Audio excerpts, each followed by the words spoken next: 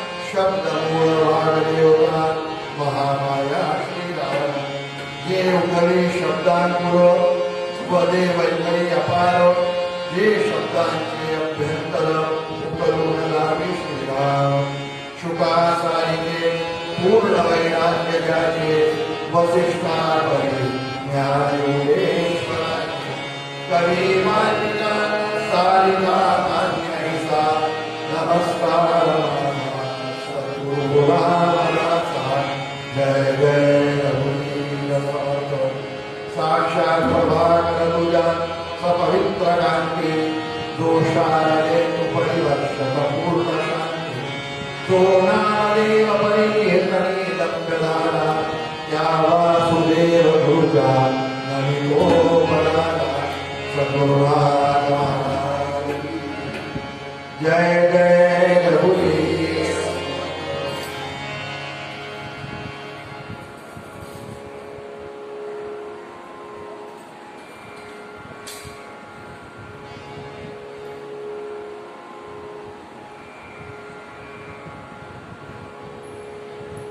मना सज्जना भक्तिपंथे चिरावे तरी श्री हरी पाविले तो स्वावे.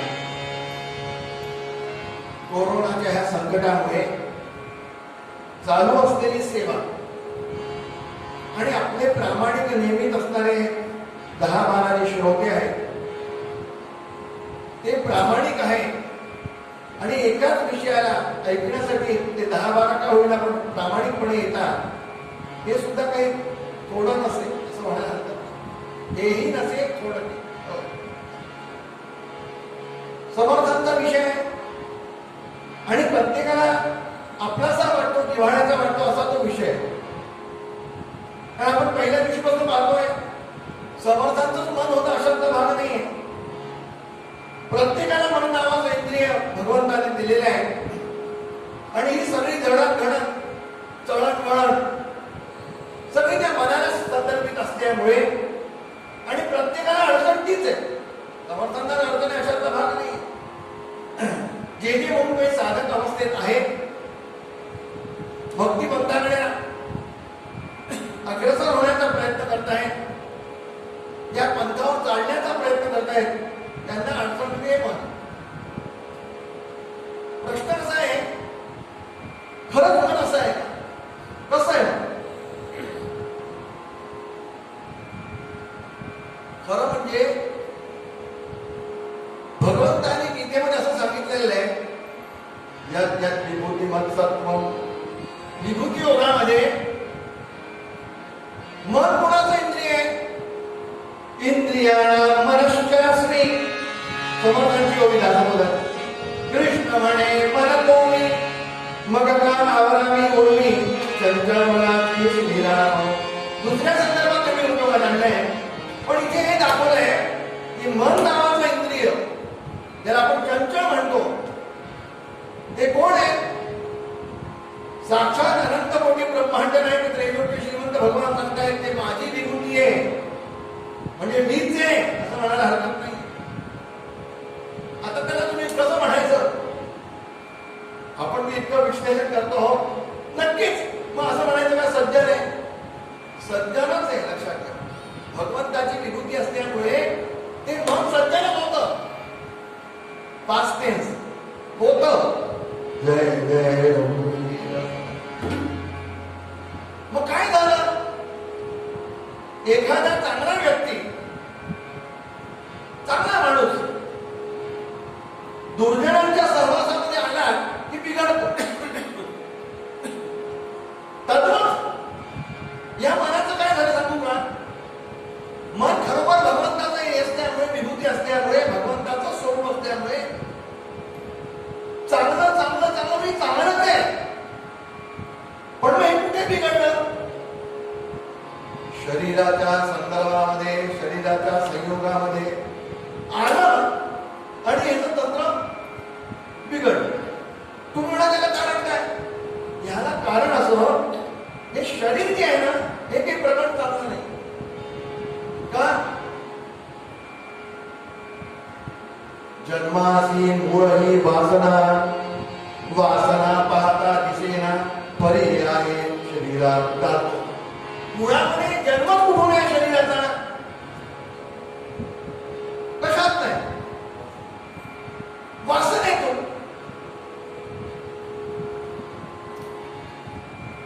माता पितांचा संयोग झाला म्हणजे वासनेतून झाला. मूळ ही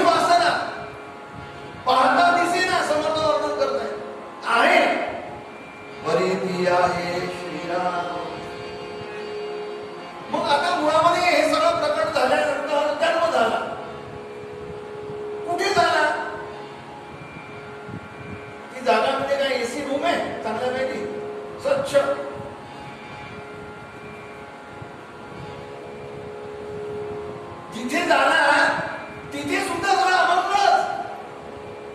मी नाही सांगते बरं, हे सगळे दाखले दाखले आपण सगळे वाचतात, श्रोत्या श्रोत्या.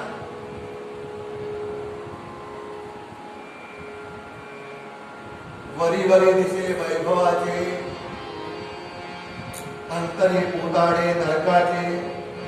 बरोबर धर्म झाला कशात झाला? हे सगळ्या आतमध्ये काय भरलंय? हे चांगले पदार्थ भरले शरीरामध्ये. समर्थांनी वर्णन केलंय रजस्वलेचा जो विकार त्याचा काढून झाला, त्या काळाचे तो शरीर केवळ दिसे शिला. वरी वरी दिसे वैभवाचे, अंतरी पोतळे नरकाचे. सगळं नरकच आहे हो, घाण.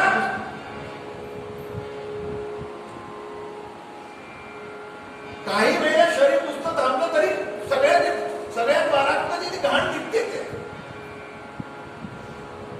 खूप स्वच्छ करा.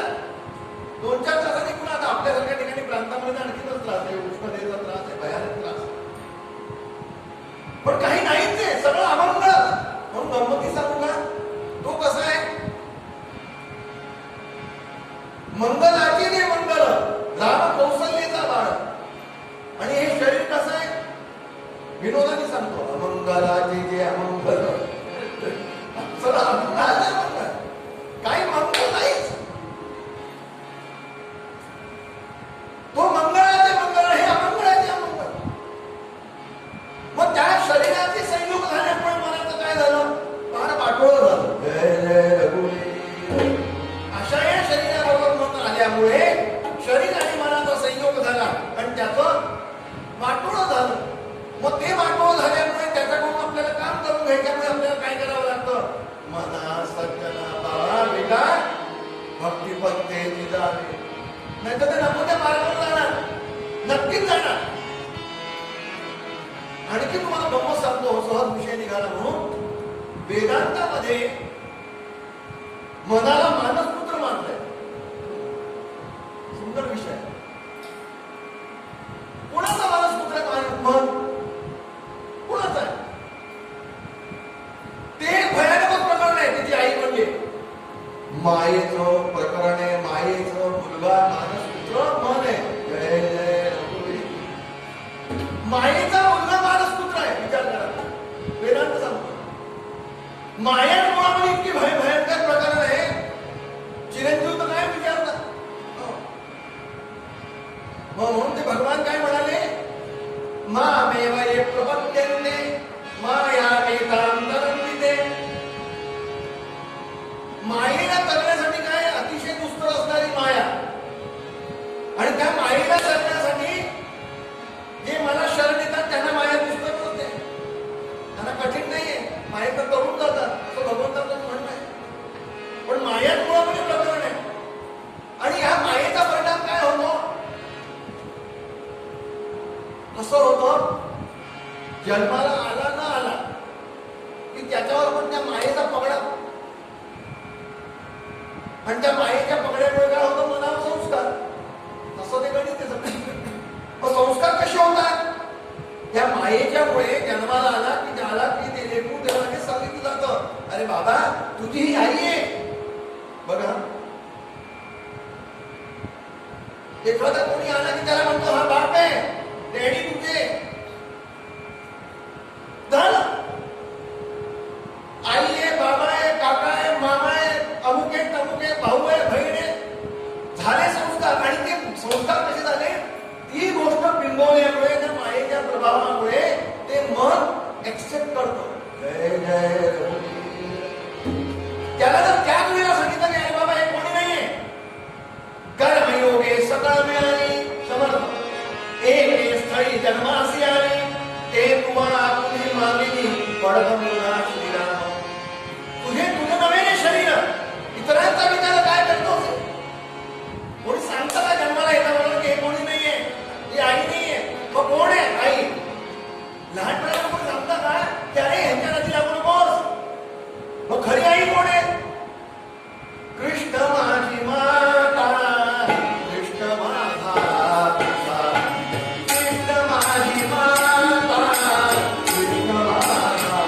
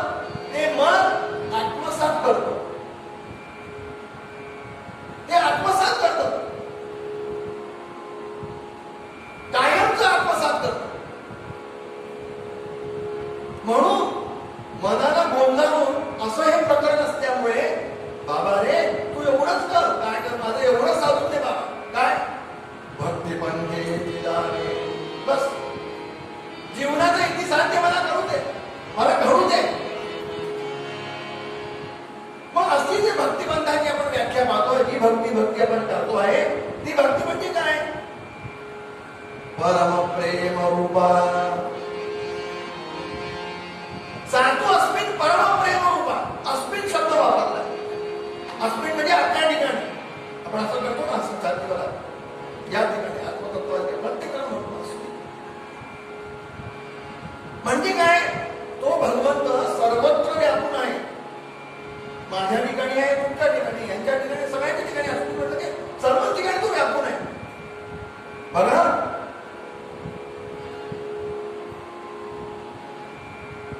परमप्रेम अवस्थेमध्ये तो सर्व ठिकाणी व्यापून आहे.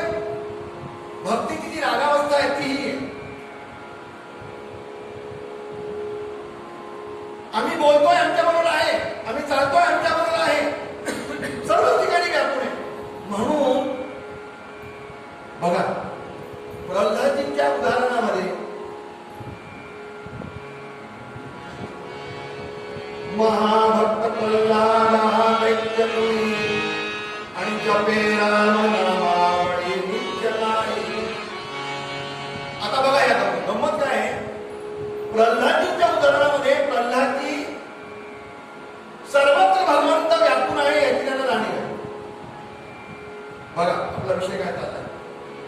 जातो अस्मिन सर्व ठिकाणी परमात्मा व्यापून आहे. आणि म्हणून जर तो सर्वत्र व्यापून आहे आणि आपला पाठीराखा आहे म्हटल्यानंतर मग त्याला आपण सांगायची गरज काय? तो जर सर्वज्ञ आहे ना की अल्पज्ञ आहे?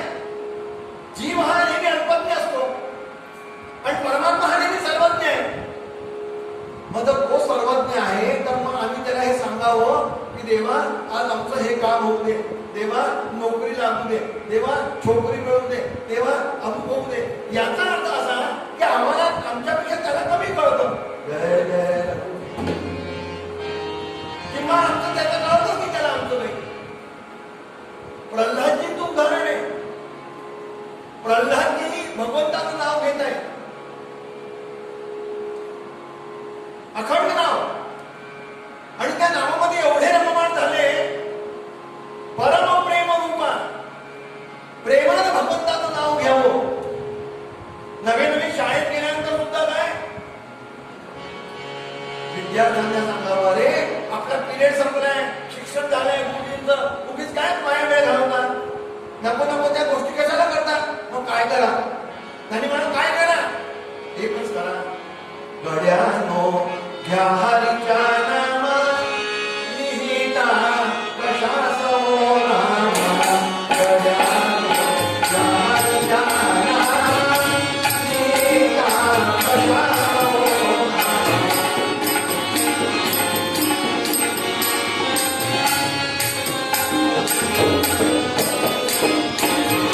गड्यानो घ्या हरीच्या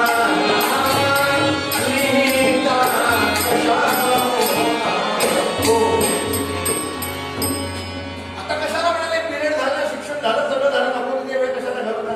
भगवंताचं नाव घेऊ. काय प्रेम. आता बघा ते गंमत काय आहे, हे सगळं चालू असताना मूळ विषयाकडे हे सगळं प्रकरण चालू असताना प्रत्यक्ष जन्मदाते बापने आहे ते वैरी आहे. आणि किती संकट दुसरा जर असेल एखादा शत्रू तर त्याच्यावरती काहीतरी आपण करू शकतो उपाय. त्याला नाही येत तर मारू तरी शकतो. प्रत्यक्ष जन्मदाता बाप जो आहे तो शत्रू आहे आणि तो संकट आणवतोय, गडेरोग करतोय, अमुक करवतोय, मारतोय, जेलमध्ये टाकतोय. पण गंमत अशी आहे, हे सगळं चालू असताना सुद्धा प्रल्हादजींच्या मनामध्ये किंचित सुद्धा भगवंताकडून ही अपेक्षा नाही की भगवंतांनी माझं रक्षण करावं. जय जय. का नाही? ते म्हणाले मला सांगायची काय गरज आहे? तो जर सर्वज्ञ आहे, माझा पाठीराखा आहे, त्याला कळत नाही का? मला सांगायची गरजच नाहीये. परमप्रेम रूपामध्ये जर मी त्याला सांगू लागलो तर याचा अर्थ असा झाला की तो अल्पज्ञ आणि मी सर्वज्ञ आहे. तर तो सर्वज्ञ आहे, मग त्याला सांगायची काय? त्याला दिसत नाही. जे गोष्ट जगाला दिसते गोष्ट जगाला दिसल्यानंतर भागवतासारख्या मध्ये वर्णन केलं गेलं. आज सुद्धा कथा कीर्तनकार प्रवचनकार त्याचं वर्णन करतात. ते काय त्यावेळी त्याला दिसत नाही. आणि म्हणून तुम्हाला गंमत आणखी सांगतो, जेव्हा ते प्रकरण झालं की प्रल्हादाला विचारलं कुठे भगवान तुझा, तो म्हणाला पिताश्री सर्वत्र ठिकाणी आहे. कुठे नाही असं विचारा. पूजल तेजस मीरक, पूजल तेजस मीरक, रविशशी काष्ठादिती असे भरला, स्थिर जल व्यापुनी अवघा, तो परमात्मा दशांगुले उरला. समजलं मी बोललं? तो उरलाय व्यापून, भरला काय उरलाय म्हणा असं म्हणाले. मग या खांब्यामध्ये आहे बघा. आता मला काय सांगायचं, महत्वाचा विषय असा, प्रल्हादजींनी कुठेही धावा केलेला नाहीये.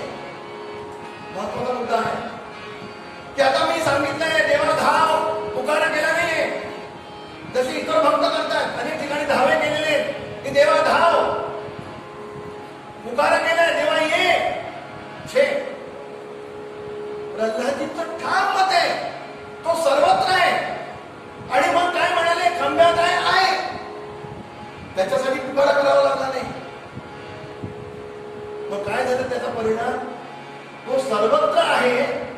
साधू अस्मिन परम प्रेम रूपा, तो सर्वत्र आहे, माझ्यातही ह्याच्यातही आहे. प्रेमानं मी पाहिल्यामुळे काय झालं, भगवंताला प्रगट व्हावं लागलं. जय जय पुकारा नाही, तुला यायचं तू ये. माझी कोणी नाचक्की व्हायची, तू तीच नाचक्की. कथा कीर्तन प्रवचन बंद होती. जय जय. आणि परिणाम काय झाला, पुकारा नाही दिला, धावा नाही केला, भगवान प्रगट झाला. बघा काय गंमत. म्हणून साधू अस्मिन परम प्रेम उभा, परम प्रेम आहे तिला. प्रल्हादजीने त्या गोष्टीला सिद्ध केलंय. पुढे काय म्हणायचं सांगू, अमृत स्वरूपाचं तिसरं सूत्र आहे. ही भक्ती कशी आहे, अमृत स्वरूपाचं. बघा, अमृत स्वरूपाचं असं वर्णन केलेलं आहे. पहिले काय केलं, साधू अस्मिन परम प्रेम रूपा. इथे रूपा शब्द वापरलाय आणि इथे स्वरूपा शब्द वापरलाय. म्हणजे काय झालं, भक्तीचं जे बाह्यरंग होतं रूपाच्या रूपाने वर्णन केलं, आणि आता अंतरंग जो आहे तो स्वरूपाच्या रूपाने केलं. जय जय. रूप आणि स्वरूपामध्ये हाच फरक आहे. म्हणजे जुने कीर्तनकार चांगलं वर्णन करायचं रूप आणि स्वरूपाच्या संदर्भात. आठवत आहे कशाला रूप म्हणायचं, कशाला स्वरूप म्हणायचं. मुलाचं लग्न झालं आणि सुनबाई आल्यानंतर सुनबाईचं सगळ्या ठिकाणी कौतुक. बरं त्या बात आहे, दिसायला खूप सुंदर आहे, अमुक आहे तमुक आहे. सासूबाईला सुद्धा असं होतं की कुठे ठेवावं कुठे नाही ठेवलं, सगळेच कौतुक करतायत. 4-6 महिने गेले आणि त्या सासूबाई उड्या मारत होत्या, सुनबाई सुनबाई सुनबाई सुनबाई. त्यांचा चेहरा मात्र आता पडला, फोटो काढण्यासारखा झाला. त्यांनी विचारला, सुशीला काकू दिसत नाही, काय गडबड आहे, सुनबाई काय म्हणताय. त्याने सांगितलं काय सांगू म्हणाले. चेहरा लढवा झाला आणि त्यांनी वर्णन करायला सुरुवात केली. आता तो आपला पक्ष नाही, आपला पिंड आहे. त्यांनी वर्णन करायला सुरुवात केली. त्यामुळे अहो तुम्ही सांगत काय सांगणार म्हणाल्या, अगोदर जे पाहिलं ना ते रूप होतं म्हणाले, पण आता तिथं 4 महिन्यानंतर स्वरूप कळलं म्हणाले. पहिले जे कळलं ते रूप होतं, नंतर कळलं ते स्वरूप होतं. आपण एखादं थर्मामीटर लावतो, थर्मामीटर, मग ताप आपल्याला कळतो इतकं टेम्परेचर आहे. ते काय, बाह्य रंग रूप आहे. आणि ज्याला ते भुगतावं लागतं ना, कणकण होते अंगाची, ते काय असतं, ते स्वरूप असतं. म्हणून रूप बाह्य रंगाचे सांगितलं. काय सांगितलं, साधू अस्मिन परम प्रेम रूप. परम प्रेम रूप हे बाह्य रंग आहे, दिसायला असं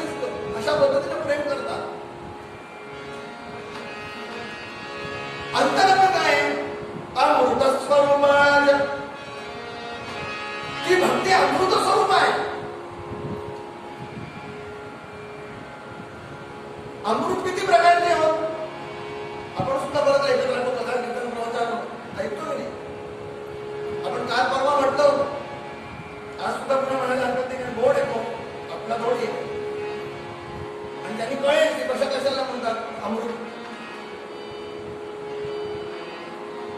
क्या बात.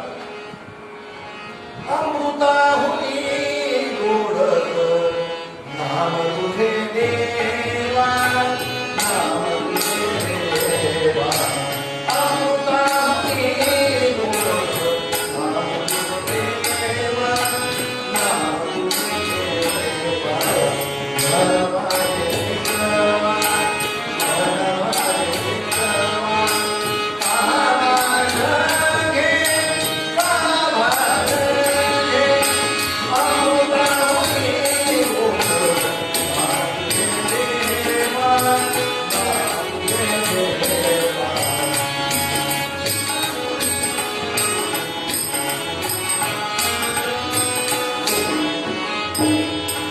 नामामृत कोणी वैष्णव जाणते असं बोलणार.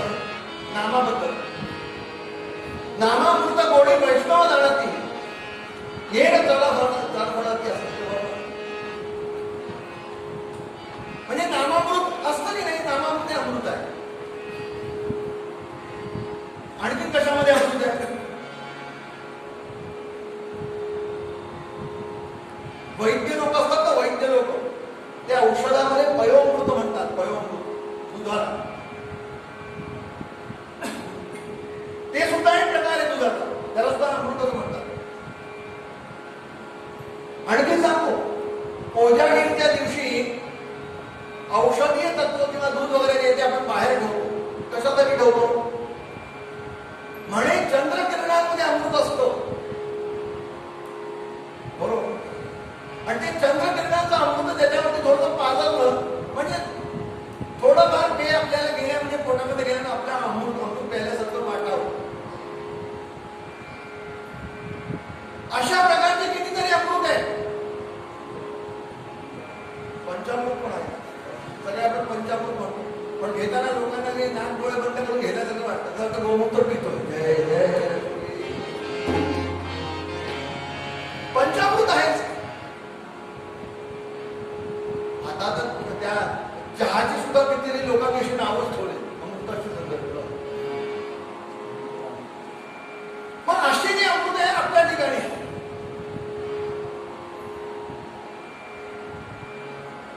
अमृत नेमकं काय करतं असा एक प्रश्न. आपलं वर्णन चाललंय भक्ती अमृत स्वरूप आहे. बरं विषयाला पण सोडू नका. अमृत नेमकं काय करतं असा प्रश्न. अमरत्व देतो. बरोबर.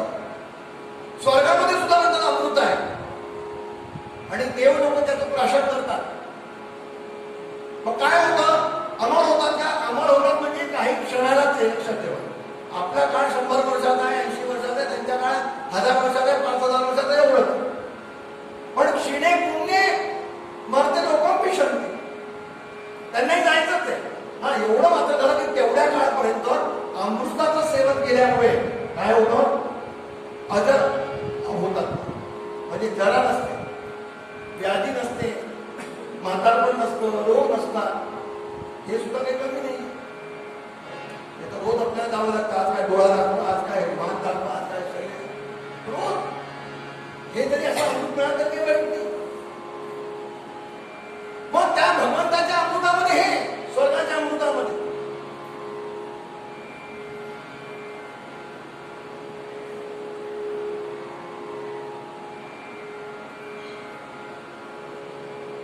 तुम्हाला गंमत सांगतो. ज्या भक्तीचं वर्णन सांगितलेलं आहे ती भक्ती कशी आहे. अमृत स्वरूपाचं. भक्ती सुद्धा अमृत स्वरूप आहे. आता आपण नुसतं म्हणतो आपल्याला पटत नाही. पण अमृताचा एक अर्थ असा आहे की भगवान सुद्धा अमृत स्वरूप आहे. मोक्ष जो असतो त्याला अमृत स्वरूप म्हटलेलं आहे. किती ठिकाणी अमृत आहे. मोक्षाला अमृत म्हटलंय. भगवान अमृत म्हणजे इज इक्वल टू भगवान. अमृत म्हणजे इज इक्वल टू भक्ती. सगळे भक्तीचे ह्याचेच पर्याय. हे सगळे अमृत स्वरूप आहे.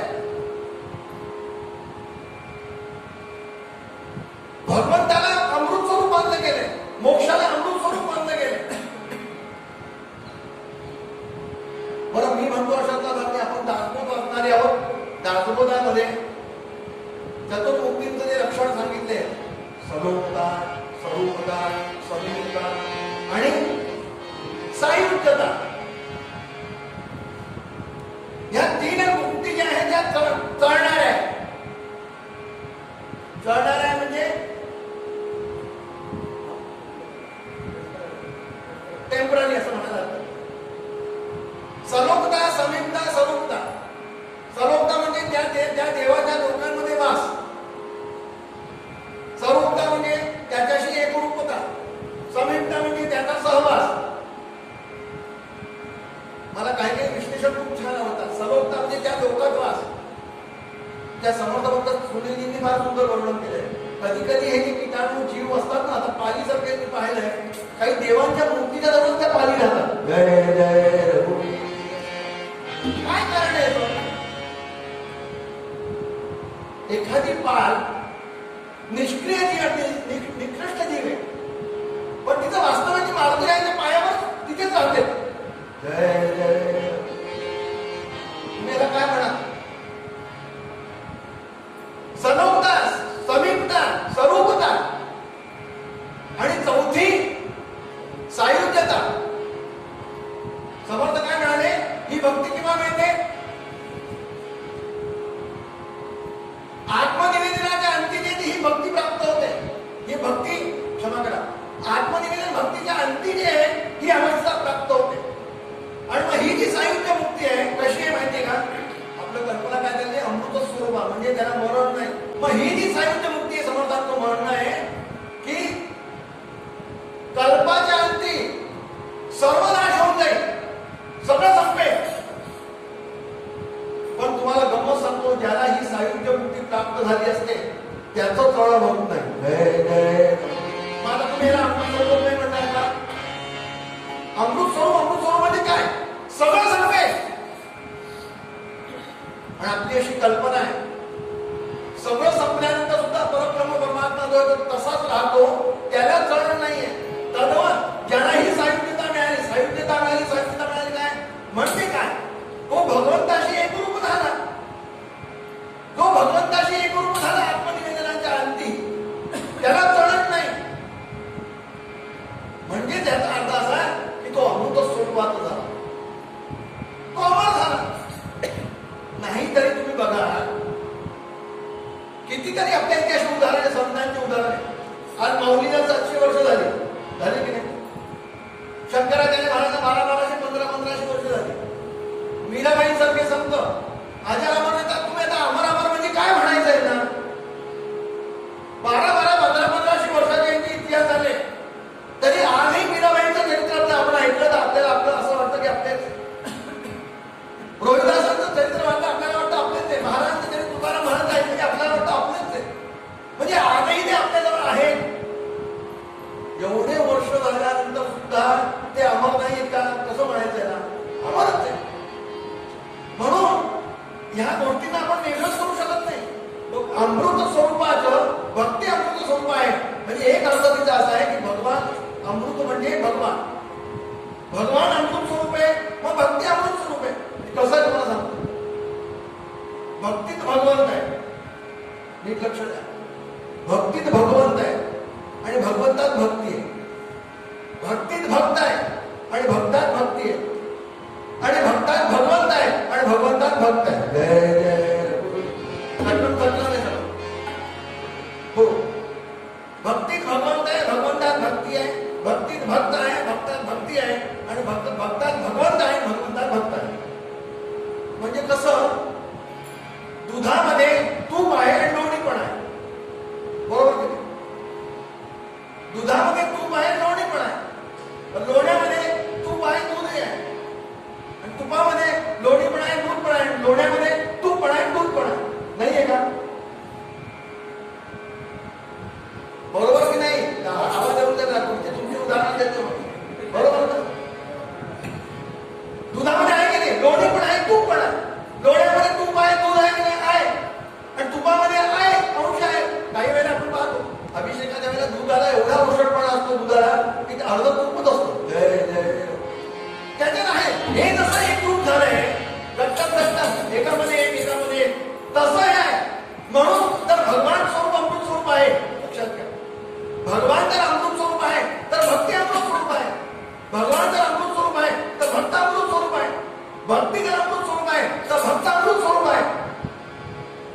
कळताय ना?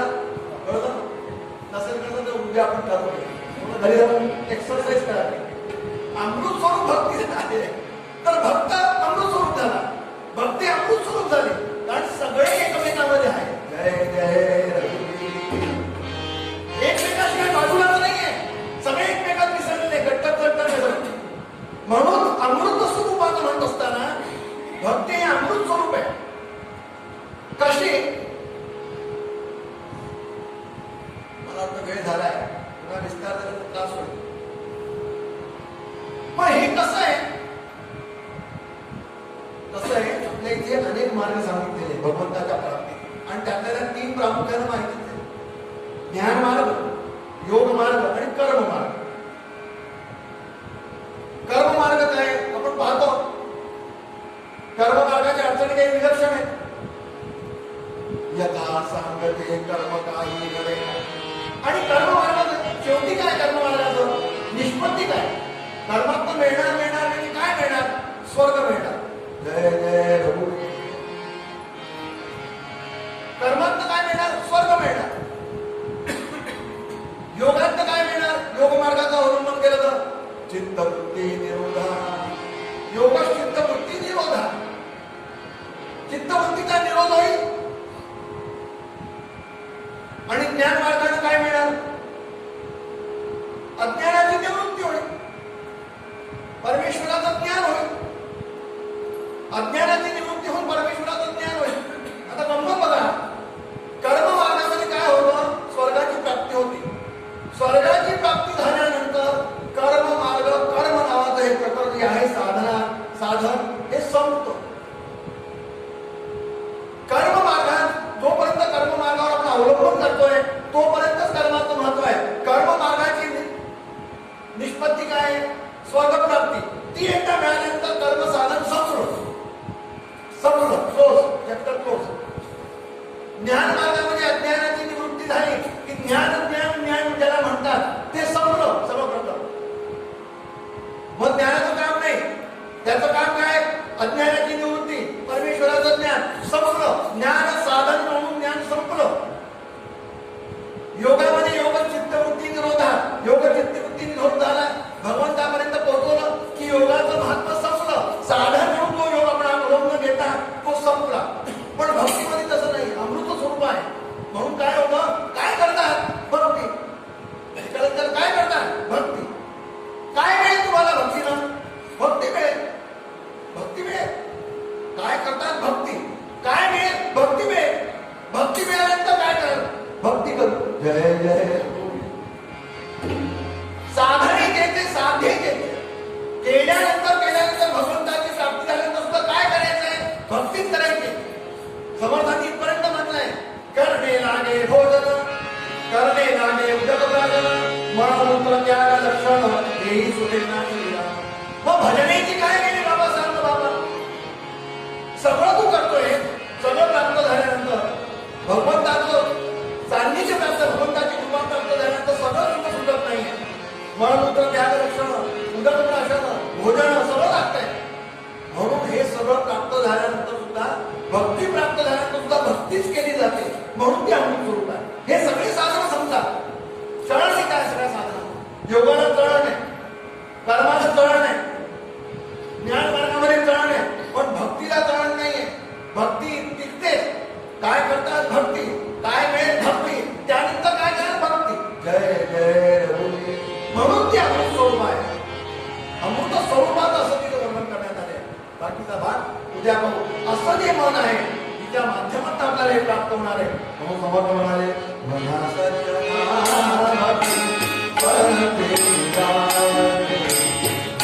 सज्जना